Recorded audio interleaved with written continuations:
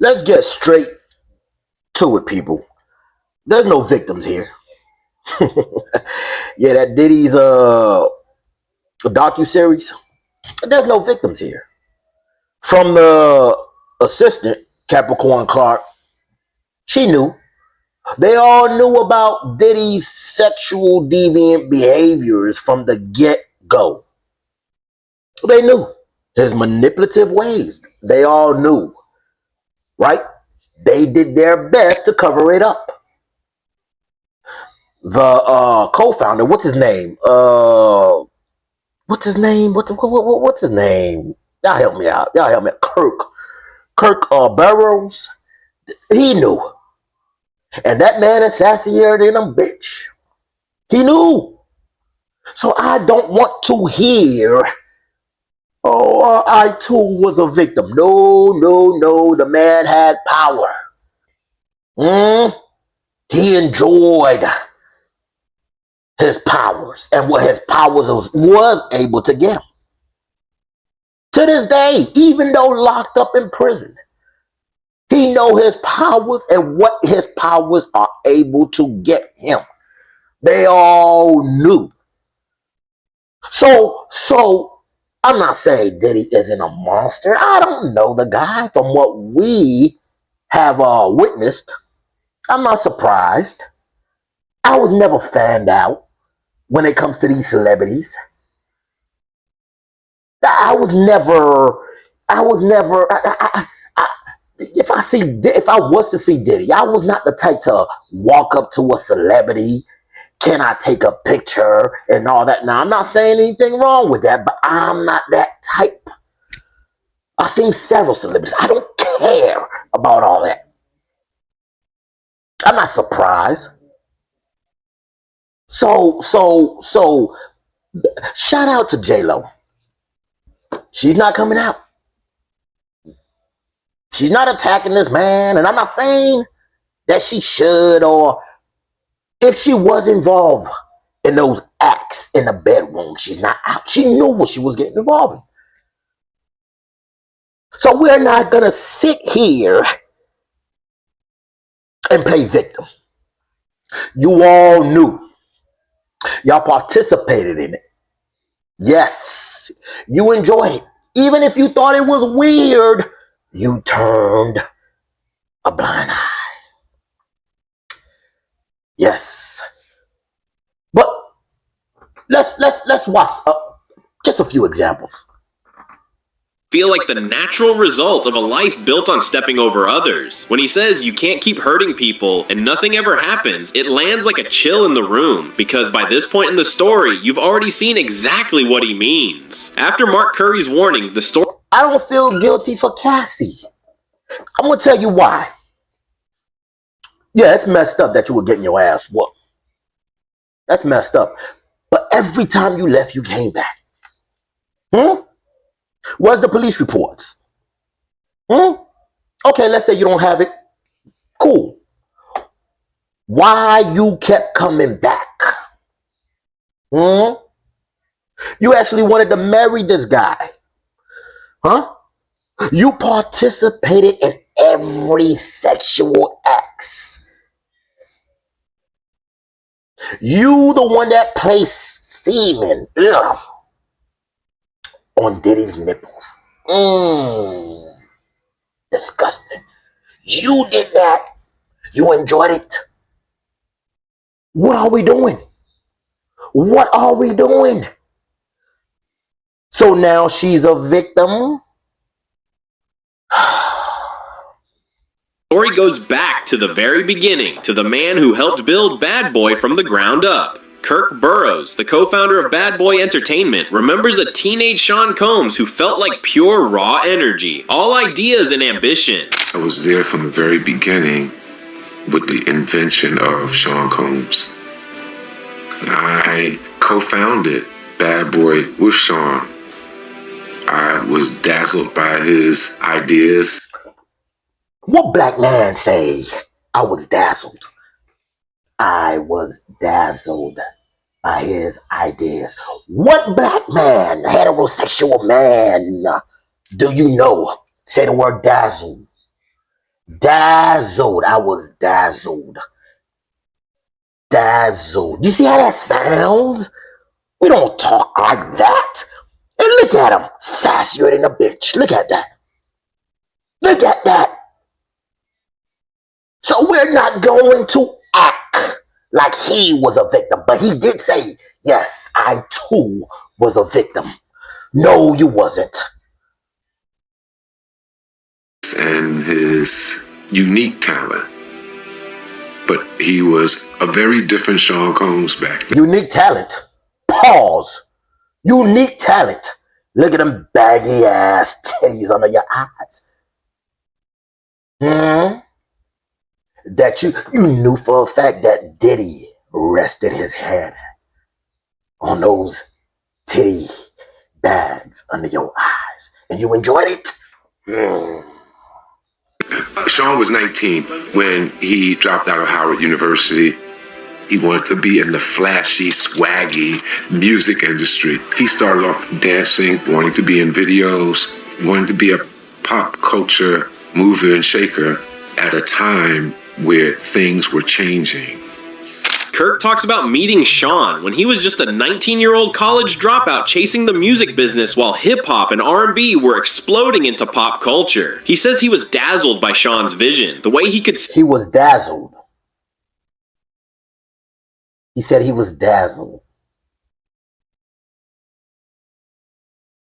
see a whole movement before it even existed. Back then, Sean wasn't the global mogul we know now. He was a kid desperate to get inside the industry while the sound of New York was changing. Kirk's words make it clear that Bad Boy didn't start as a villain story. It started as two hungry young men riding a wave that felt bigger than both of them. But Kirk also makes it clear that even the early Sean was different from the wild party image he later sold. What stood out wasn't drugs or alcohol. It was how badly he wanted the money, the access, and the power that came with them. He didn't drink. Exactly. You all wanted that. You all wanted to play a role in Diddy's lifestyle. You all did. And that's why y'all stayed. Shout out to Mace for leaving at the right time. Shout out to Mace. Come on, man. Alcohol. He forbade marijuana. He did not like drugs. He had the Gumby and he looked like a scholastic dweeb. But Sean was so determined. I'll be sure. They had all the money and all the power, and I was like, I don't know what they did, but that's what I want to do. I got to Uptown a few months after Sean did, and I saw him being built into cool. We had to go through the Uptown flavor camp. Kirk says Sean didn't drink and wasn't into drugs, but his addiction was something else. Power. He remembers Sean pointing at artists like Heavy D and saying they had everything: cash, status, influence, and that he wanted that same level for himself. Nothing wrong with that. Watching him, Kirk saw a shift from hungry young promoter to someone studying power like a blueprint. How it looks, how it moves, how it bends people. That change from I want to be in How it bends people. Oh my God, the narrator know what he's doing. How it bends people. Pause. the room to I want to own the room is what scares him in hindsight. It's the seed of the man who would later treat every person and the seed of the man. Oh, your words, your choice of words. contract like something he had to control completely. Kirk doesn't deny Sean's work ethic. In fact, that's part of what makes his story so intense. Okay. He describes a young man so driven that reality had to move out of his way. The young Sean Combs during that time, he was tenacious. You would ask him to turn Wednesday into Tuesday, he would set about doing it. People are shaped by pain, as well as by love. And if it was more pain than love, watch out. There's going to be pain that you're going to give others because you're responding to that pain that you just can't seem to cut out of you. Pause. He says Sean was so tenacious that if you told him to turn Tuesday into Wednesday, he'd find a way to make it happen. That kind of focus can build empires. But Kirk adds a darker thought. People are shaped by love or by pain, and if someone carries more pain than love, you need to be careful. In Sean's case, that pain and hunger fused into a mindset where no didn't exist. Kirk's comment turns his grind into something almost dangerous, like watching a storm build. It suggests that the same force that made Sean a superstar also made him willing to push past other people's limits, no matter who got hurt. Then Kirk describes the first moment where the ambition crosses a line and you can feel the moral ground shift. It happens in an office, in the middle of an ordinary day, and it changes how he sees Sean forever.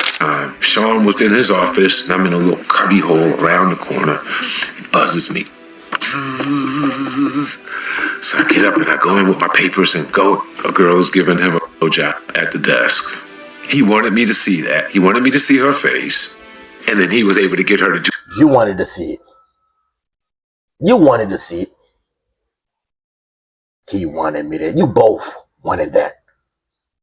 Stop playing victim. Do that right then and there in the office. She leaves. What did you want me for? I didn't want you for anything. You a co-founder. You a co-founder.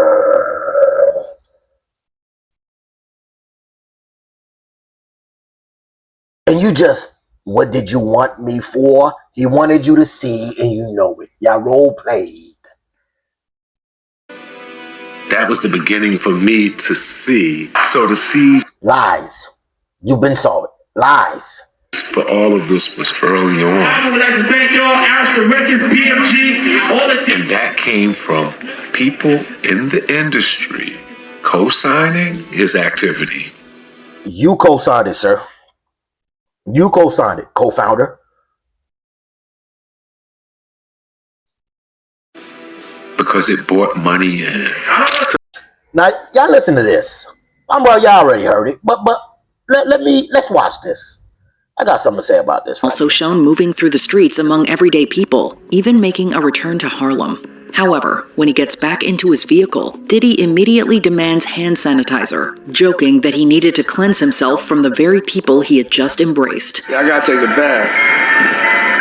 Like the amount of people that actually I'm coming in contact with, like that's what I have to do. Come on, man. I know we all thinking the same thing. You in a bedroom with strangers and different people, and let's not play that. But you see that comment or that statement he made right there?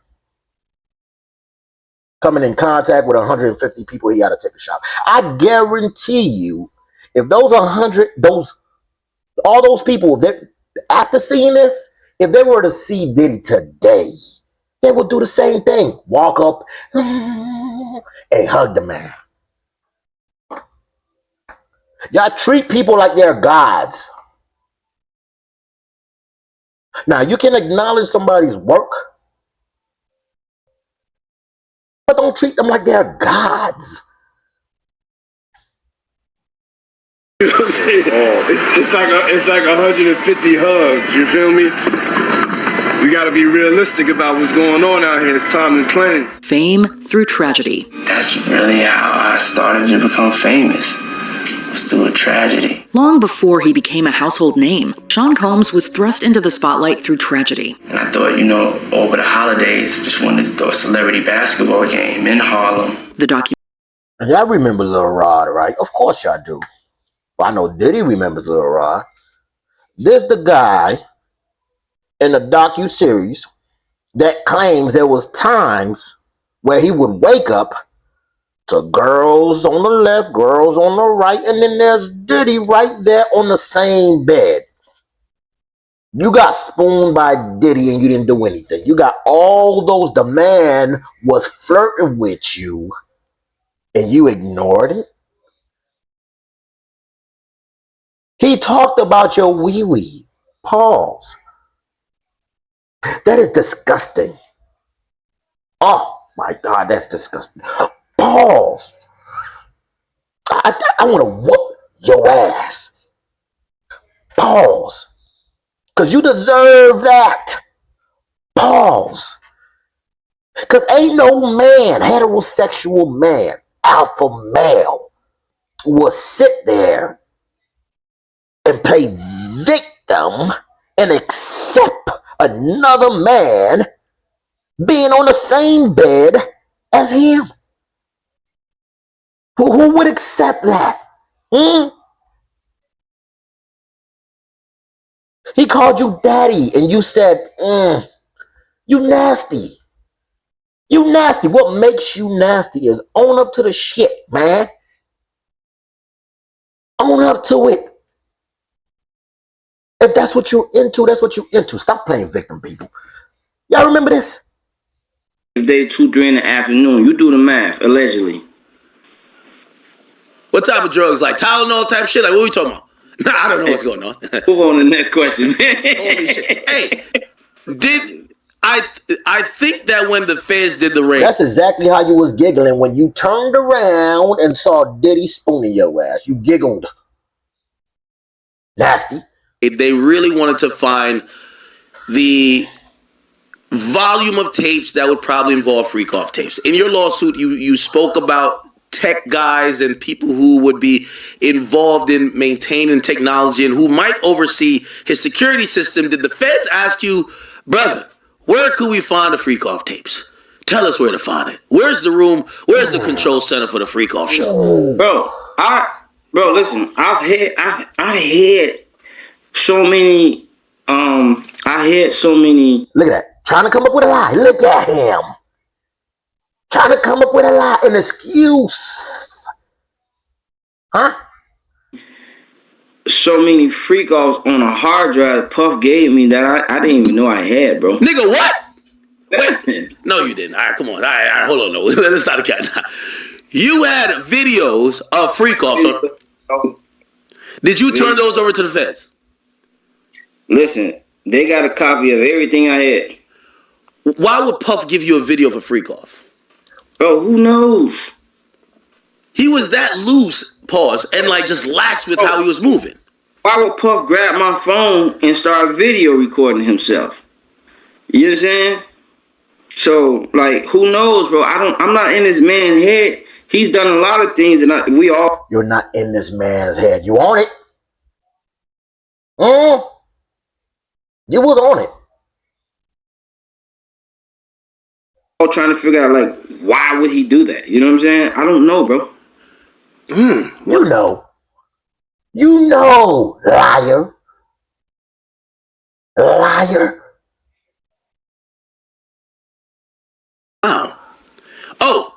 Look at this. Oh shit! He randomly grabbed your phone and start recording himself.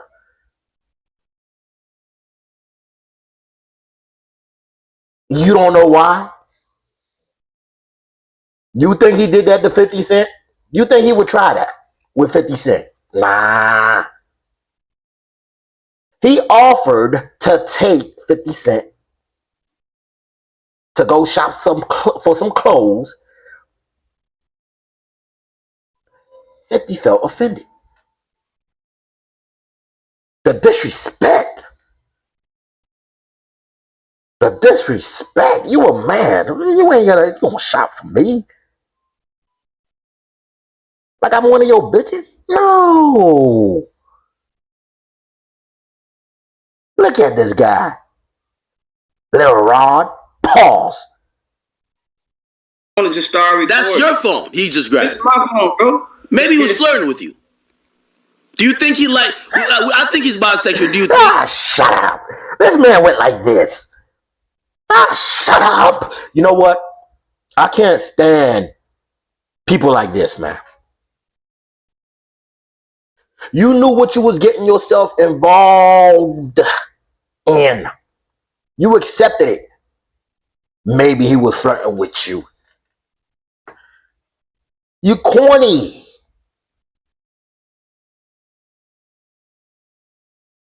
I think he has some attraction for you. Being honest, brother. Oh yeah. But I'm saying I'm not sure what angle you trying to go right now. No. No. Diddy knew what angle that he wanted you to be in. That's why you turned around, pause, and he was behind you. That's that angle. Yes. Yes. Stop lying. No, I said attraction. I'm not. Yeah. The next question I was gonna say is, I don't think it's nothing that he's not attracted to. I think he's attracted to having the power. And I'm not even gonna lie. Look at his earring. Ain't nobody wearing an earring that damn long. Ain't no man wearing an earring that damn long. Or earrings that damn long. No.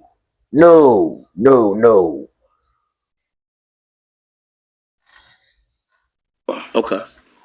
I think he's attracted to controlling everything that's happening and going on. And he controlled you in the bed, sir. Yes, he controlled you in the bed. And you enjoyed it. Pause. All times. You know what I'm saying? Do you think he, overtly tried you? And in those moments, how did you take that? Did you be like, man, nigga, knock it off? Or how did those kind of manifest? Bro, let's get outside the moment. Okay. Man, look at this. Look at this, man. People, come on, bro. We're adults, man. Listen to me and listen to me clear. I'm not a fan of any of these celebrities. No. I'm not surprised. I'm not a fan of any of these celebrities, man. I'm always seeing celebrities just like a lot of y'all. A lot of us don't care. You're human. You're not God. Look at him. A big ass pretender. Get outside the civil suit, bro. Hey, hold on. Diddy made love to you, sir. Diddy made, and you close your eyes. Pause. And don't give me none of that. He made love to you. Now you playing stupid, man. Come on. Understand, bro, they've tried everything. They've tried everything in the world to stop all of this from seeing the light, from stopping my suit. They've been attacking my attorney. You know what I'm saying? The mob is on him. Joe, whatever his name is, Fat Joe's attorney, Joe, whatever. Like this whole thing with him mowing down the line, the process server. What happened with that? He didn't even hit him. I was on the phone with him. So I was on FaceTime with him when it went down. And it went like this. It looked as if whoever this person was either trying to mug him or whatever, he's jumping all on his car while he's already moving. We got the videotape. You know what I'm saying? So the reality is, listen, while people are looking at Tyrone like whatever type of attorney, understand this, that most attorneys...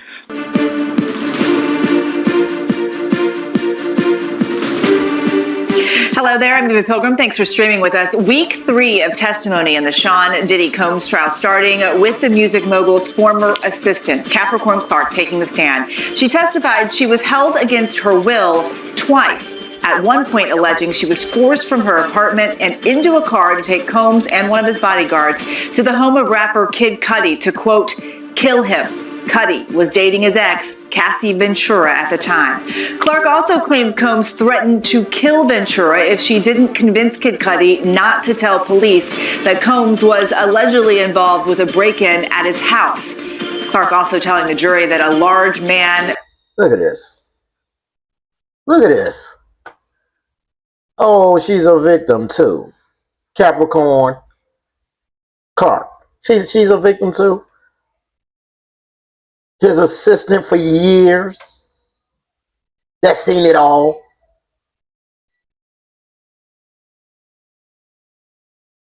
And cried when she got fired.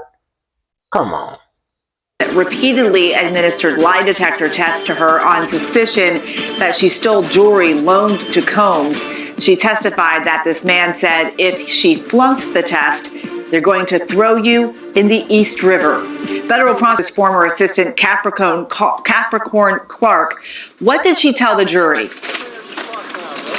A lot. Eva, she testified that Sean Combs at one point threatened to kill Kid Cudi after finding out that he began dating Cassie Ventura. But she talked about 3 distinct episodes as prosecutors today started to home in on one of the elements of the alleged racketeering conspiracy, and that's kidnapping. Capricorn Clark said in 2004 in New York, she was forced to take a lie detector test for 5 days straight on suspicion of stealing jewelry.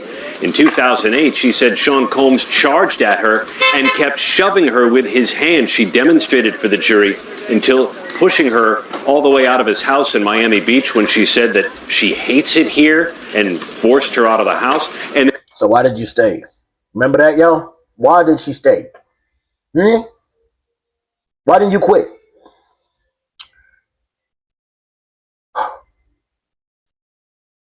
then in 2011 in Los Angeles is when she says she was forced at gunpoint into a car to go to Kid Cudi's house because Sean Combs was very upset. You were forced at gunpoint. Did you call the authorities? Huh?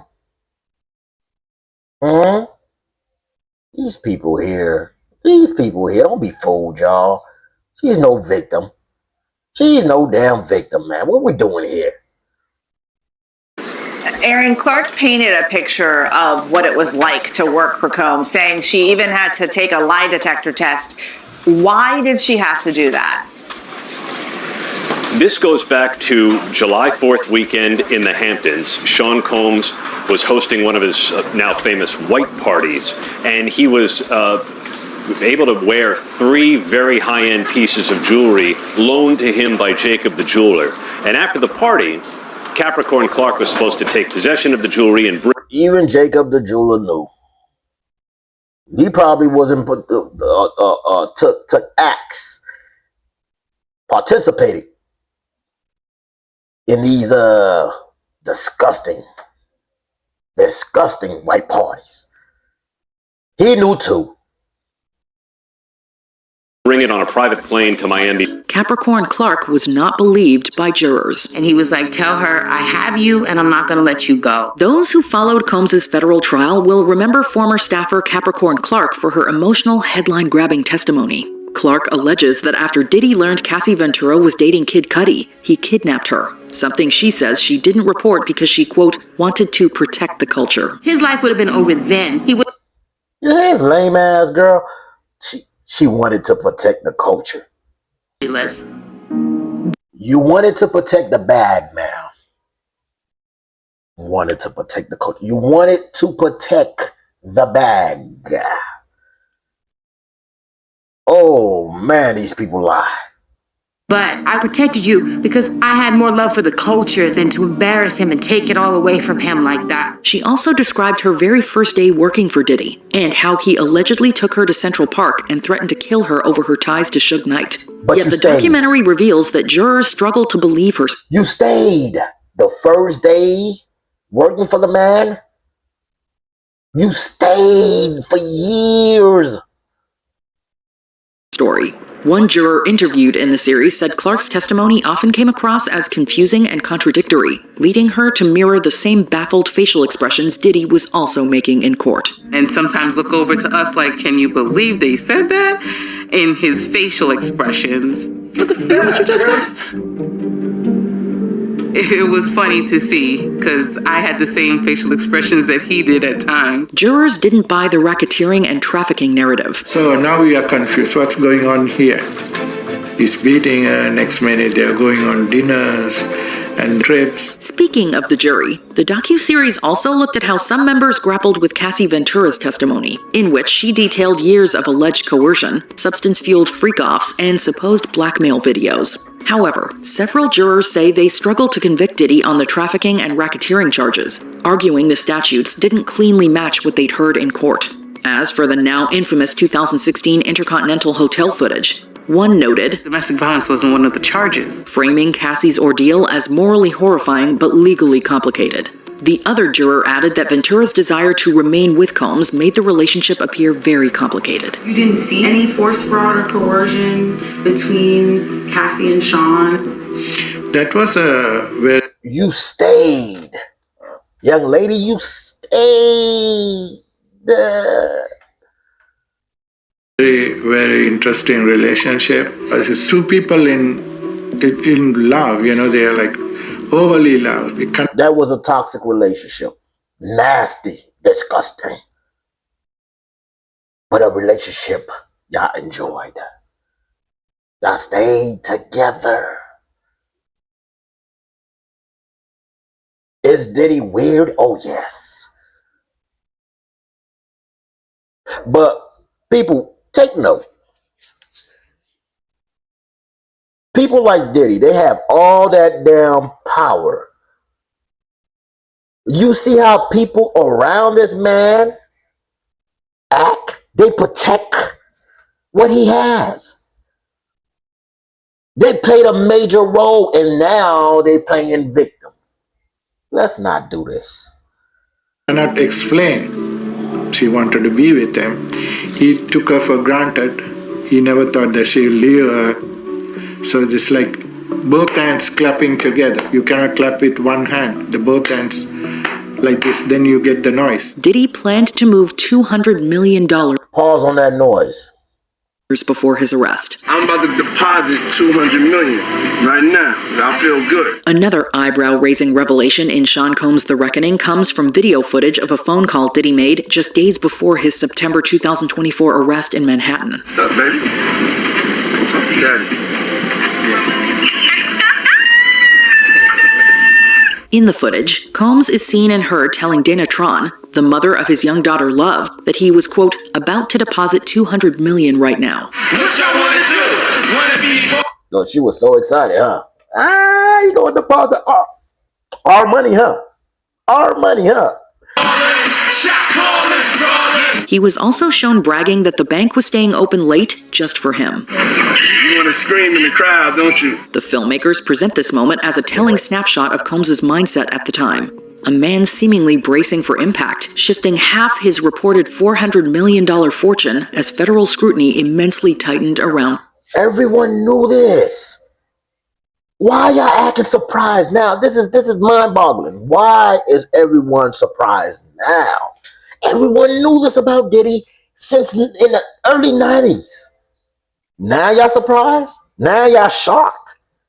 Come on. And the whole Tupac case, I wouldn't be surprised if he had something to do with it. Let's talk about Biggie. Let's say if Biggie was involved in an all-white party, would I be surprised? Rest in peace. But no. You don't know these people, man. The man had a bar. Girl, you look so good.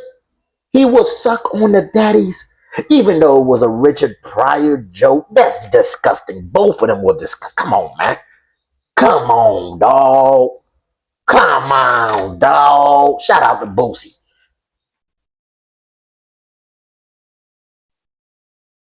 Man, these people are gods to you. You don't know. We do not know these people, man. They just got a camera on them.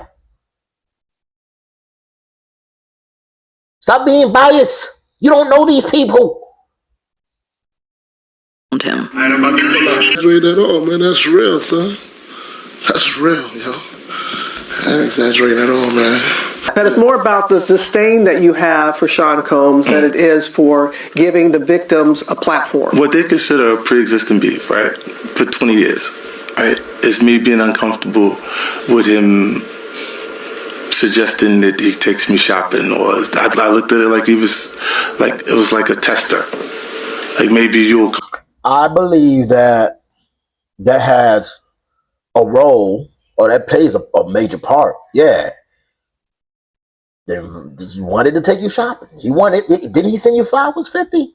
Yeah. So that plays a role, but also the Supreme, when you got shot 9 times, you did say, or did he made sure that Supreme was by his side, right? That plays a role, and your baby mother, that plays a role too. That plays a role, and which is okay. That's fine. So when you say that's not personal, I do believe you a Cancer, man. You a Cancer. I know you took that personal. And I'm not even mad at you. Keep going. I'm not even mad at you. 48 laws of power. Destroy your enemy to the fullest. I'm not even upset. Come play with me, type of thing, right? And it's not personal. So, all right. This is what I will say. I don't feel bad for none of the participants in the documentary, man. So-called victims. I don't feel bad for any of them. I just don't, man. I don't believe you guys were victims. Now, that first young lady, the one that had issues on the first episode, do I believe her? Yeah. Yeah, she took action. I think she had a police report. And you can feel that's actually real. But everybody else, man, from let me see, let me see some names.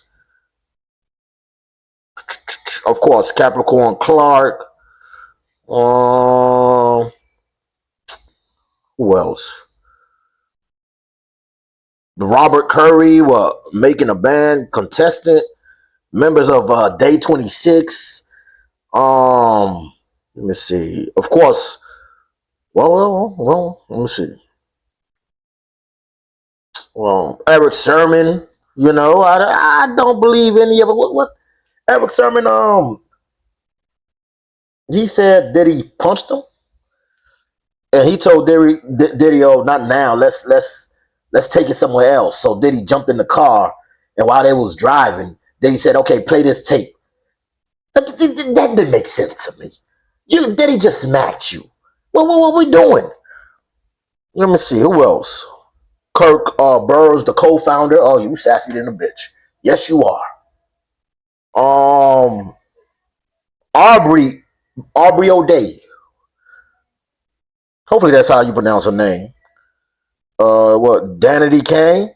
With her, she said, well, somebody anonymous that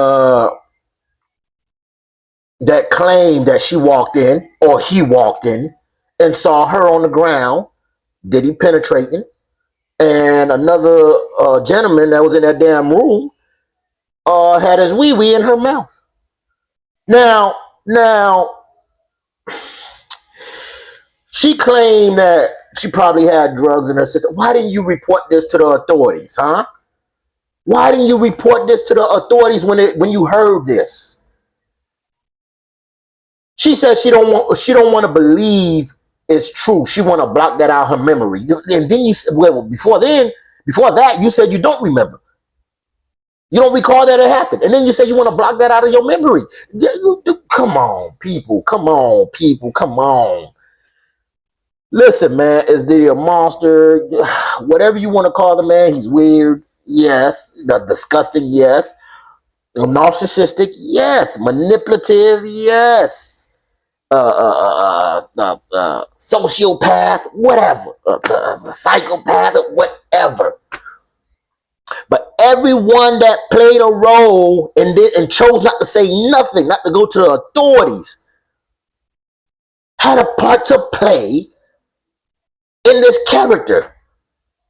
Anyway, y'all like, subscribe. Peace out.